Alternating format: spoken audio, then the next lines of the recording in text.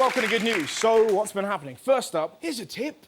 Don't do a live broadcast outside a football stadium. You know, it's been said for quite a while that it's going to take a long time for Rangers to get back to where they were.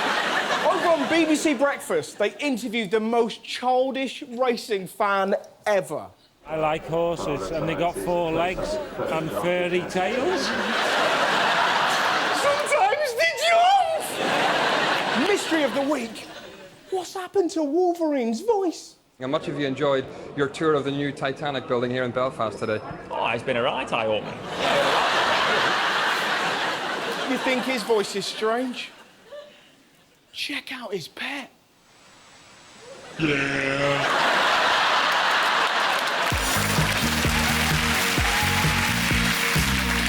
In political news, it's been a tough week for David Cameron. David Cameron is now more unpopular as a leader than Ed Miliband. Or, as Adam Bolton put it... He is an unelectable loser.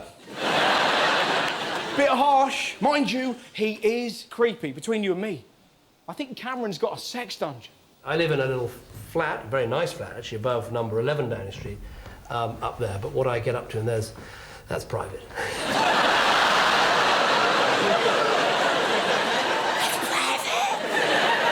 That is so creepy. Right, Lam? Yeah.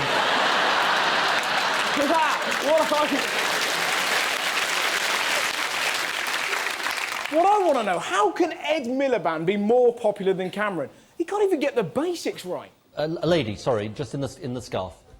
Sorry about that. And you've got a beard, so you're clearly a man. Yeah. Not only is Cameron losing popularity, he was also dragged into the Leveson inquiry. The former chief executive of News International, Rebecca Brooks, lifted the lid on her relationship with David Cameron. She's revealed more about her friendship with the Prime Minister and details of their text messages. With some suggestions David Cameron texted her repeatedly last year. If that is true, it could be embarrassing for him. Damn right it's going to be embarrassing. I've actually got hold of the text. Look what he sent her during the Queen's speech. Yo, Bex, is there a way to get past level 4 on Angry Birds? He slammed her on Celeb-alike. Put you in Celeb-alike? Look what you got. Ooh. Yeah, well, look what you got. Boom.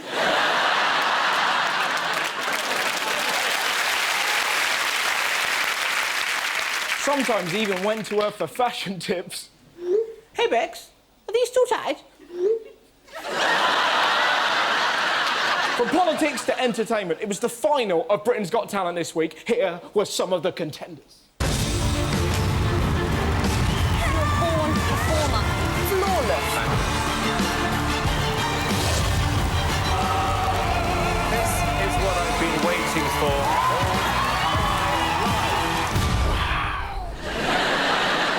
So who won? A teenager and her dog. A dancing dog!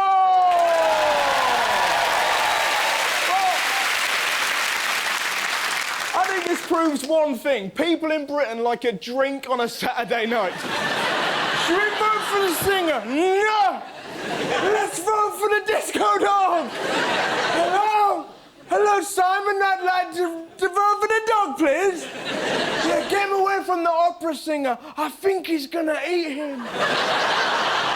It's great, isn't it? Only in Britain would you have genuinely talented people beaten by an animal that licks its own arse. You can sing, but can you lick your own ring?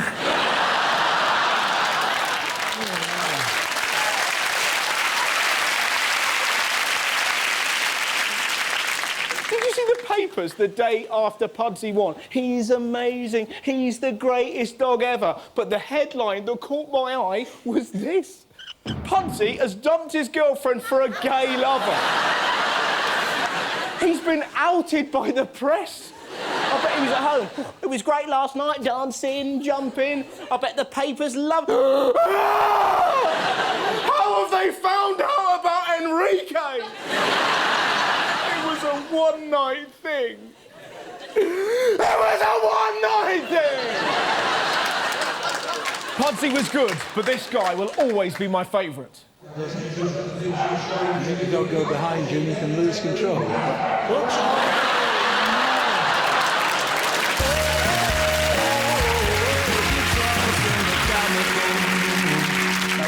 research came out this week suggesting why dinosaurs became extinct. Dinosaurs may have gassed themselves into extinction. British researchers say the prehistoric beast had a flatulence and belching problem. Apparently, dinosaurs killed themselves by farting. Turns out it wasn't a meteor. A stegosaurus went, pull my finger.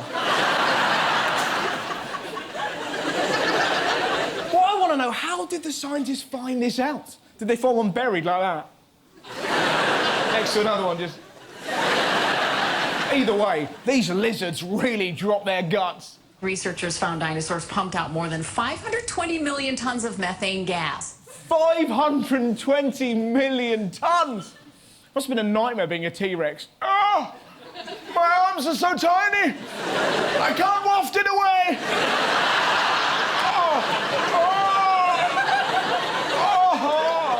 Oh, Jesus Christ! What did you eat? Who's Jesus Christ? I don't know.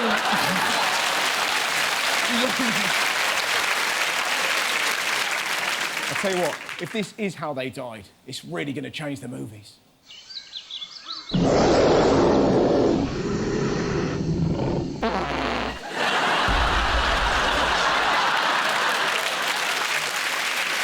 From dinosaurs to a strange new TV channel. It's the new craze that's taking the doggy world by storm and keeps them transfixed for hours. Dog TV. We now have TV for dogs. To be honest, I thought we already had TV for creatures with limited mental capacities. Shut up.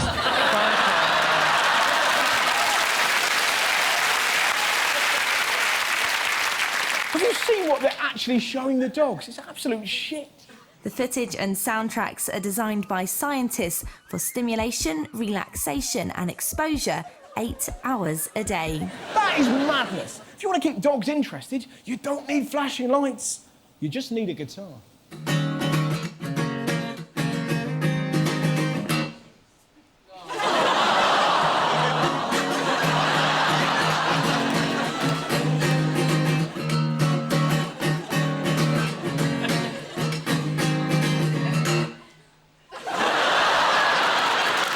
Watch that for hours. From dog TV to a cat alarm clock, take a look at how a bored cat wakes his owner up every morning at 5 a.m. If you struggle to get out of bed in the morning and the traditional alarm clock just isn't enough, maybe you need this furry wake-up call.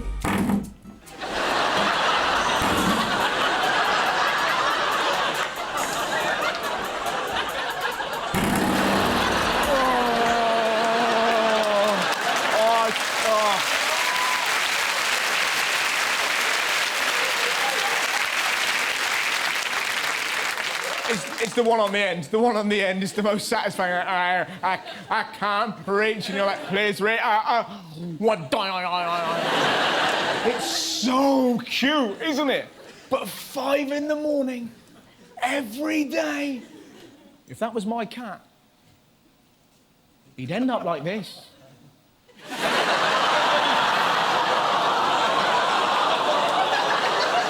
Oh, I like a lion. Sometimes you have to keep them in check. Some cats are plain evil.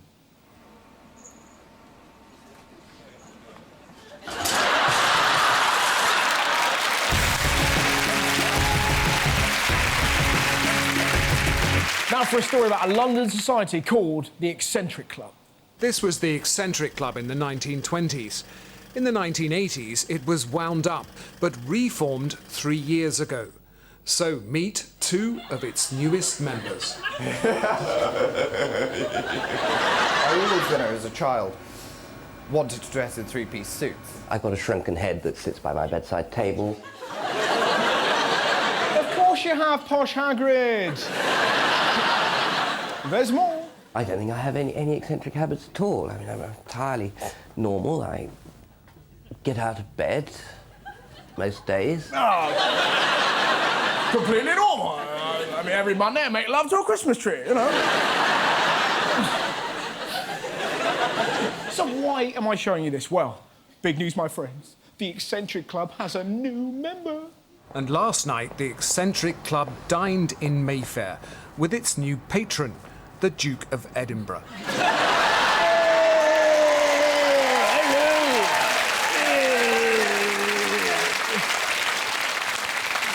Hey guys, I sleep with a shrunken head too, or as I call her, Liz. Yeah! Finally a crowd that gets me. Hey guys. You think Pudsey was good? I'll show you a trick with a dog. Who wants to see me teabag a corgi? Yeah!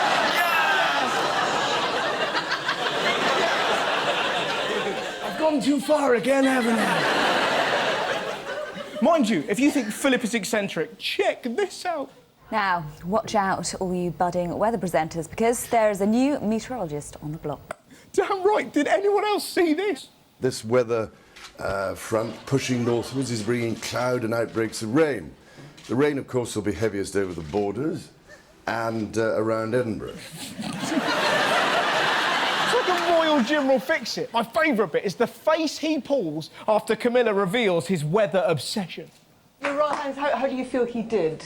I think he's a very good weather forecaster. Yes, he's always been longing to do it. He watches it every night. I could watch that face over and over. Every time he pulls a funny face, all you see is this guy. Mind you, if you think Charles is a weather fan, he has got nothing on a kid from America who wrote the most incredible thank you letter to this guy. He's Albert Ramon, a morning weatherman in Austin, Texas. After he spoke to a 4th grade class, one of the students sent Ramon this thank you. Did you see the letter? To say the kid was a bit of a fan, that is an understatement. Look at this. Dear Mr. Ramon, thank you again for teaching us about meteorology. You're more awesome than a monkey wearing a tuxedo made out of bacon, riding a cyborg unicorn with a lightsaber for the horn, on the tip of a space shuttle, closing in on Mars whilst engulfed in flames. And in case you didn't know, that's pretty dang sweet. That is a letter. And did you see what he wrote at the end after all that? Sincerely, Flint. Flint, if you're watching, good work, my friend. Good work. This was definitely the big sports story of the week. Manchester City are the new champions, stealing the title at the 11th hour from under the noses of their united rivals. It was the most exciting end to a season ever. Right, Lam? Yeah. Did anyone see the way it was covered on Soccer Saturday? If only they'd get a little bit more excited. Queen's Park Rangers are level. Roayl, put the boy in the box. Far post. It's back in score. The governor actually said they played the best football.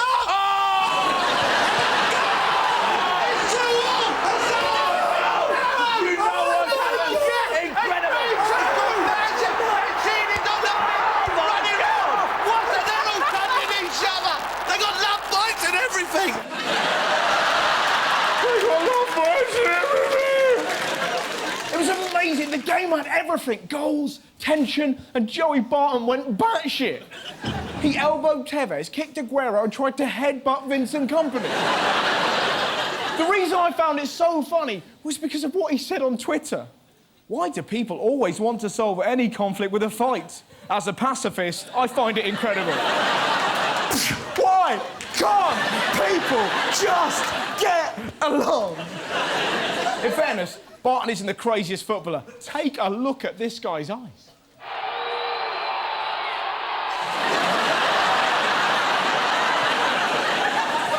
Now, talking of violence, this was the big news in the boxing world. David Haye will take on Derek Chisora in a grudge match at West Ham's Upton Park ground in July. Well, this is going to be interesting. Two of boxing's greatest charmers. You've got wordsmith David Haye. This fight's going to be as one-sided as a gang rape. Shakespeare. He's against the equally poetic Derek Chisora. I won't do the I'll tell you that.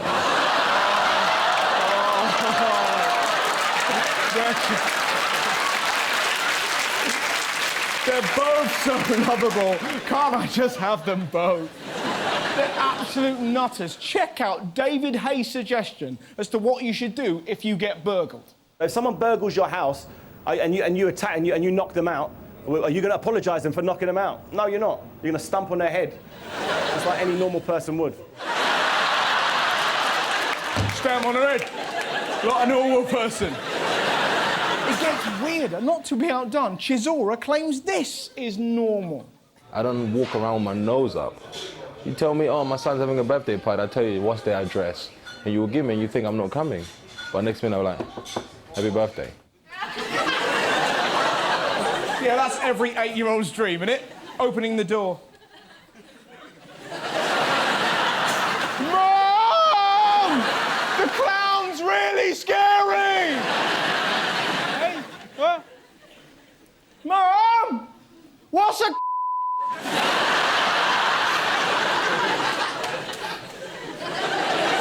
To be honest, they're both so unlikable. It'll be the only fight in history where everyone wants this to happen.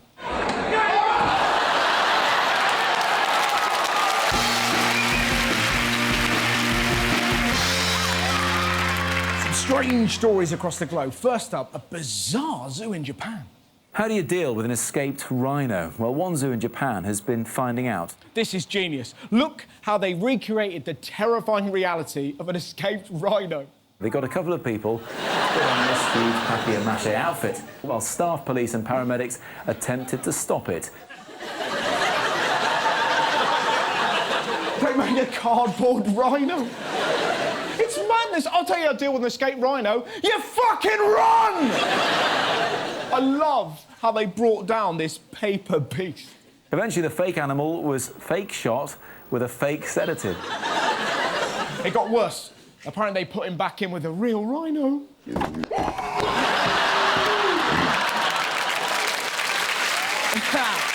From a zoo in Japan to one in China, if you think you're committed to your job, you have got nothing on this guy.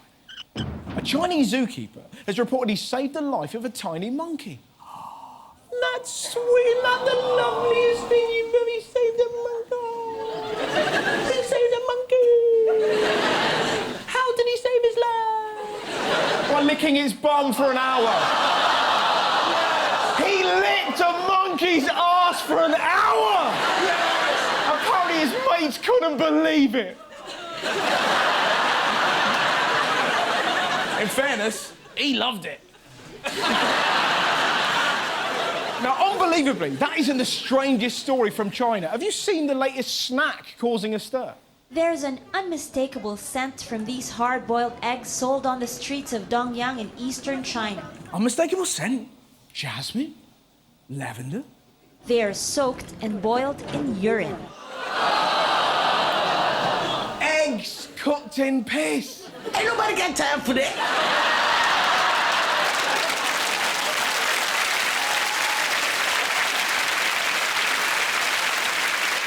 That's the most disgusting food ever. Right, lad? Yeah.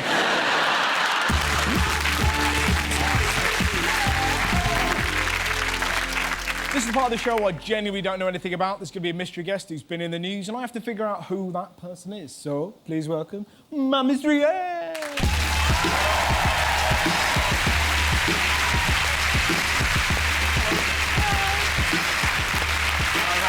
Nice to meet you.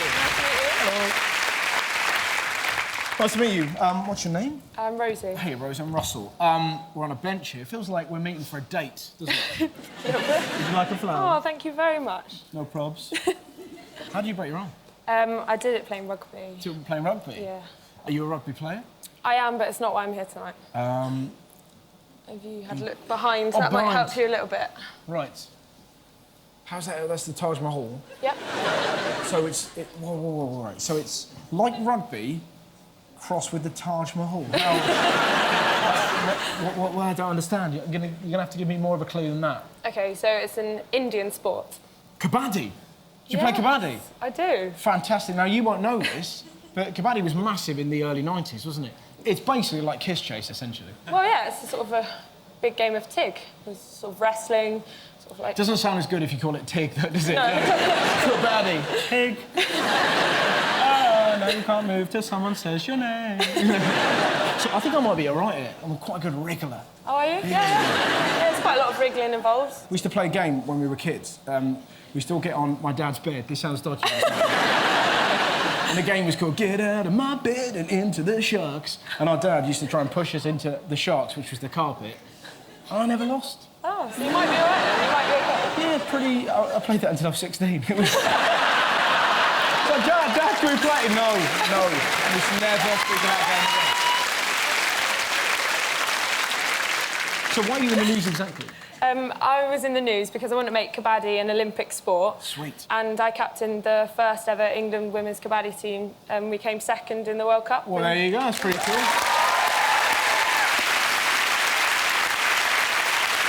Let's play it. Can we play? Let's have a game of kabaddi. Yeah? Yeah, I like that. OK, I think we're going to watch a clip of us in action. Sweet.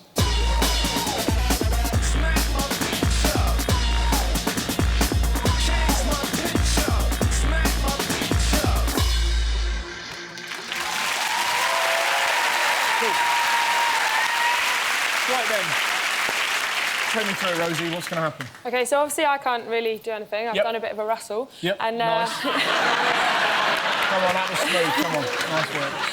So I'm going to go through a few basic points with you so you know the rules. Absolutely. And I've brought along a few of the girls today, so I'd like to welcome on the England kabaddi team. Oh, here we are. Come on.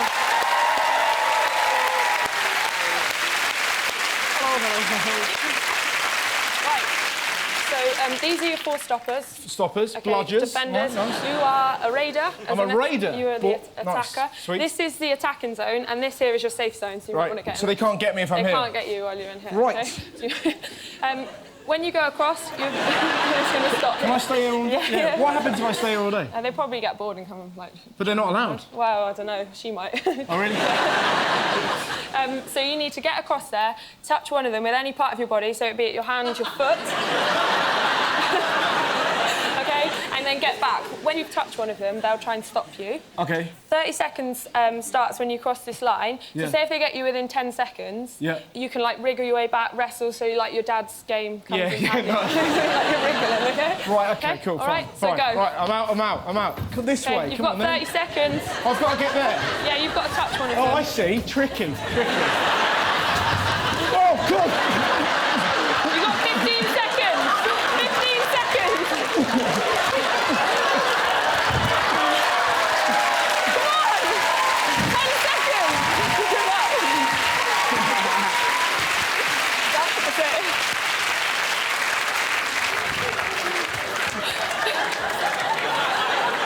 Somebody get me a cigarette now. That was horrible and lovely at the same time. It's like eating a fire ice cream. Another go? Yeah, why not? Right. Ready? Go.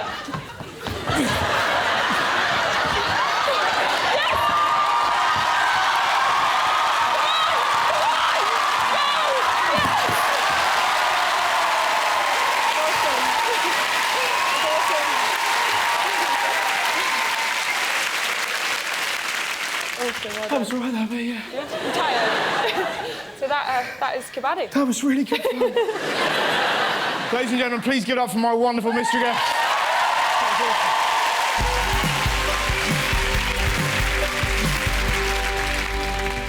Big news in the world of health. The magic mushroom, a Class A drug that comes with a 7-year prison sentence for possession. Now, scientists at Imperial College London are saying it could actually help to treat depression. Magic mushrooms cure depression. Yeah, because you're off your tits. I used to feel suicidal, but now I got marshmallows for legs. Trouble is, what if you do something mad while you're on them? Oh, no, I've eaten my legs. I thought they were marshmallows. To be honest, you don't need mushrooms. If you're feeling a bit low and you want something to cheer you up, just look at this.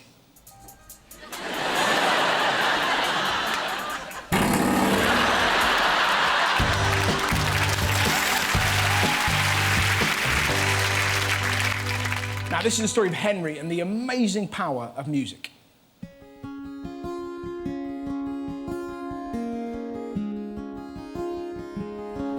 Hi, Papa. Hi, Papa. Huh? How you doing? All right, fine. How long has he been in the nursing home? Approximately 10 years.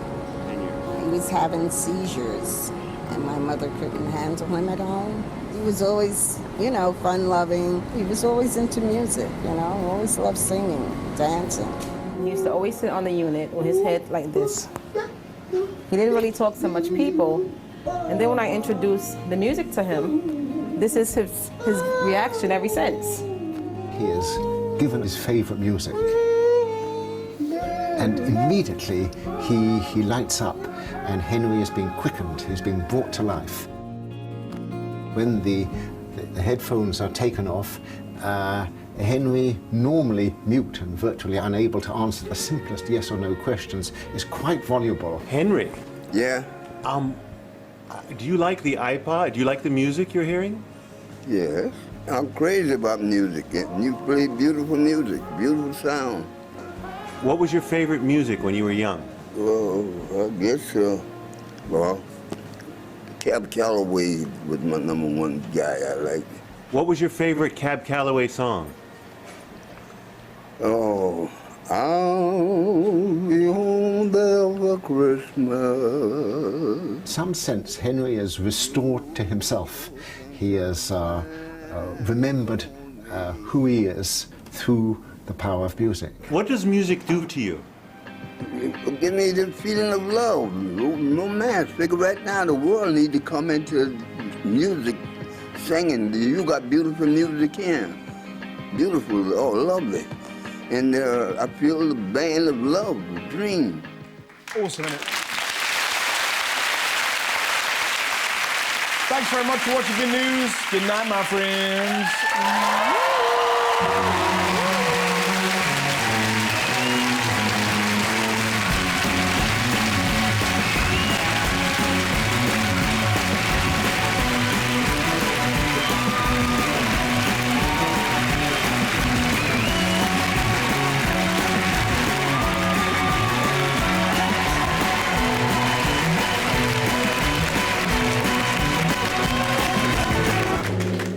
I really enjoyed that.